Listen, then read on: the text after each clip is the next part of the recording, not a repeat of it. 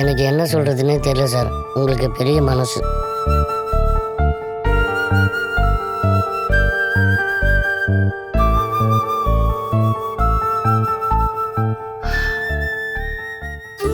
சரி காவேரி, நீ உன் உடம்ப பாத்துக்க. கவலையில உடம்ப கவனிக்காம விட்டுற போற. வரட்டுமா? போயிட்டு வரேன்.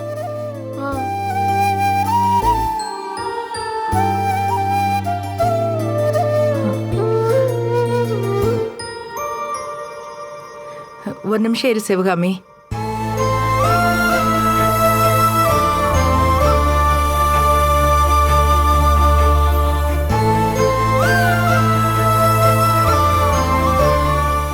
கண்மணி, அவங்க பொருள் எல்லாம் வண்டியில ஏத்திட்டு கிளம்பிட்டு இருக்காங்க.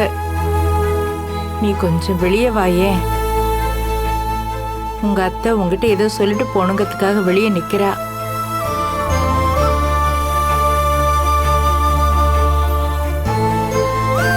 கண்மணி, கண்மணி வாடி, எல்லாரும் உனக்காக வெயிட் பண்ணிட்டு இருக்காங்க. அம்மா சொல்றத கேளுடி. வா, அடம் பிடிக்காத கண்மணி, பிடிவாதம் வேண்டாம், வணங்கி பழகணுண்டி. வா வா கண்மணி, சொல்றத கேளு.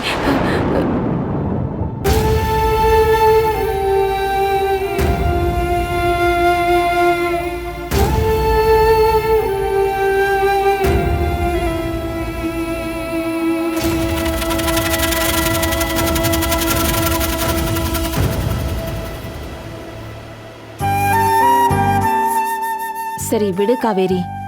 அவளுக்கு எங்க மேல கோபம் இருக்கிறது நியாயம் தானே? இதுக்கு பேரு கோபம் இல்ல, திமிரு. நானும் எவ்வளவோ சொல்லி பார்த்தேம்மா, அவ அடங்குற மாதிரியே தெரியல. அவ மனசோட காயம் ரொம்ப ஆழம். அது ஆறுறதுக்கு நிறைய காலம் ஆகும். ஆனா நம்ம இவ்வளோ பேர் எடுத்து சொல்லியும் புரிஞ்சுக்க மாட்டேங்கிறாளேம்மா. அப்புறம் பெரியவங்களுக்குன்னு என்ன மரியாதை இருக்கு? அதுதான் எனக்கு ரொம்ப கஷ்டமா இருக்கு. அவ இப்போதைக்கு எங்களை மன்னிக்கிற மாதிரி தெரியல. என் அத்தை உன்னையும் கண்மணியையும் தப்பா பேசினதுக்கும் இந்த குடும்பத்தை அவங்க அவமானப்படுத்தினதுக்கும் உங்க எல்லார்கிட்டயும் நான் மன்னிப்பு கேட்டுக்கிறேன். ஐயோ என்ன சிவகாமி?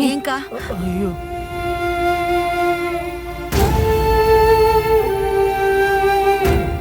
அவங்க பண்ண தப்புக்கு நீ என்ன பண்ணுவ சொல்லு. இது எல்லாத்துக்கும் காரணம் அவங்க தானே. அவங்க மன்னிப்பு கேட்காததுனால தானே அவ இவ்ளோ கோவமா இருக்கா. ஆனா அன்பு முன்ன மாதிரி இல்ல, முழுசா மாறிட்டான்.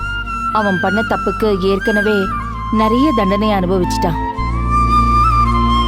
இப்போ கண்மணி கூட வாழணும்னு துடிக்கிறான். அவளை அவசரப்பட்டு எந்த முடிவும் எடுத்துட வேண்டான்னு சொல்லு. கொஞ்சம் யோசிச்சு செய்ய சொல்லு.